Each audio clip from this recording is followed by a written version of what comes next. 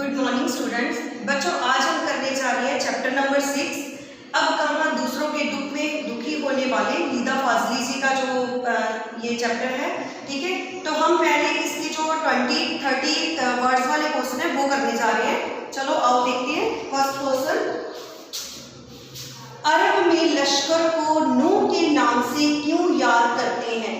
बच्चों, हमने चैप्टर में देखा था कि एक बार क्या हुआ था, उनके पास से एक कुत्ता गुजरा तो उन्होंने उससे कहा कि पीछे हो जा गंदे कुत्ते। तो कुत्ते ने यह जवाब सुनते ही आगे से उत्तर दिया कि ना तो मैं अपनी मर्जी से कुत्ता हूँ और ना तुम अपनी मर्जी से इंसान हो। कुत्ते के मुंह से ऐसा जवाब सुनते ही उनके मन में एक टीस सी उठी, जिससे वो और उनको ये बात उनके मन को ऐसी लगी कि वो सारी उम्र सारी जिंदगी ही इस चीज के लिए पछताते रहे और रोते रहे। इसलिए इसको नूह के नाम से याद किया जाता है।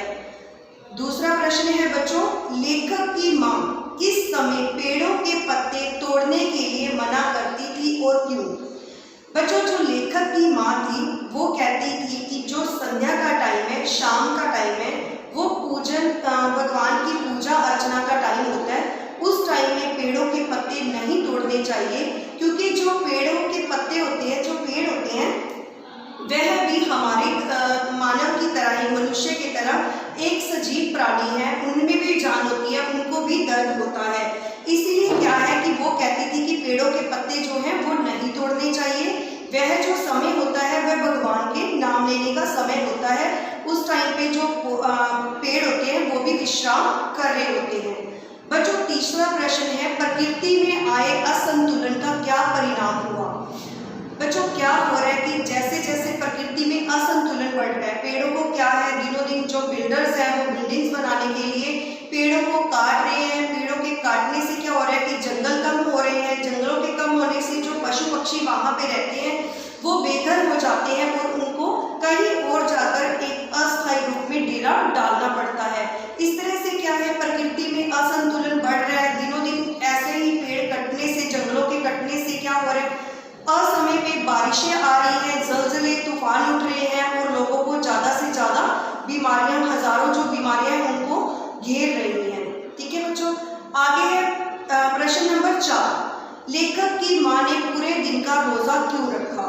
ठीक है, क्या हुआ था कि क्या हुआ था, एक बार बिल्ली ने उछल कर क्या किया था, जो कबूतरों का घोंसला था उससे एक अंडे को उसने नीचे गिरा दिया था। तो दूसरे अंडे को उसकी माँ जब माँ ने उसको संभाला, उसको कहीं पे रखने जा रही थी संभाल के, तो उसकी माँ, लेखक की माँ के हाथ से वो अंडा क्या था, गिर गया, जिससे वो टूट गया। उससे उसकी माँ को बहुत दुख हुआ।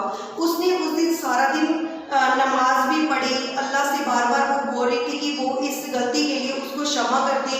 उसने उस दिन सारे दिन का रोजा भी रखा और बार बार उसने भगवान जी से प्रार्थना की कि मेरे को इस गलती के लिए माफ कर दो। ठीक है, पांचवा प्रश्न है बच्चों, लेखक ने ग्वालियर से मुंबई तक किन बदलावों को महसूस किया?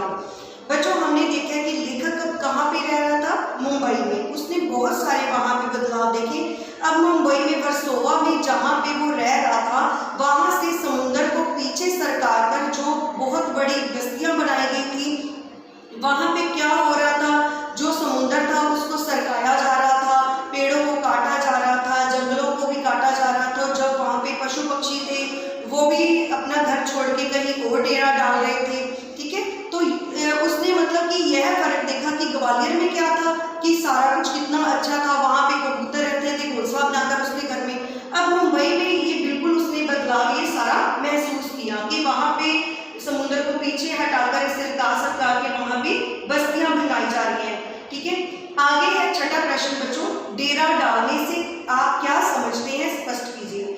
हमने अभी पढ़ा था पहले जो पांचवा प्रश्न है उसमें कि जो बिल्डर्स हैं वो बिल्डिंग्स बनाने के लिए क्या कर रहे हैं, पेड़ काट रहे हैं और समुद्र को पीछे सरकाकर अपनी बस्तियां बना रहे हैं, बिल्डिंग्स बना रहे हैं। तो उससे क्या हो रहा है, पेड़ों के कटने से जो जंगल है वो खत्म हो रहे हैं, पशु पक्षियों के घर जो है वो सारे बर्बाद हो रहे हैं। उनसे क्या है, उनको कहीं और जाकर रहना पड़ता है।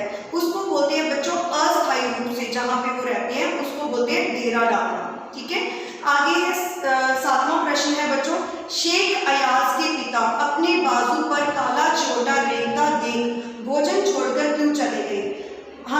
उसमें देखा था जो शेख अयाज के पिताजी थे वो कुएं पर नहाकर जब वापस आते हैं, भोजन करने के लिए बैठते हैं, तो अपने बाजू पर एक काला चोटे को रेंगते हुए देखते हैं। वो उसी समय अपने भोजन को छोड़ते हैं और पहले उठ खड़े होते हैं बीच में से ही खाने के।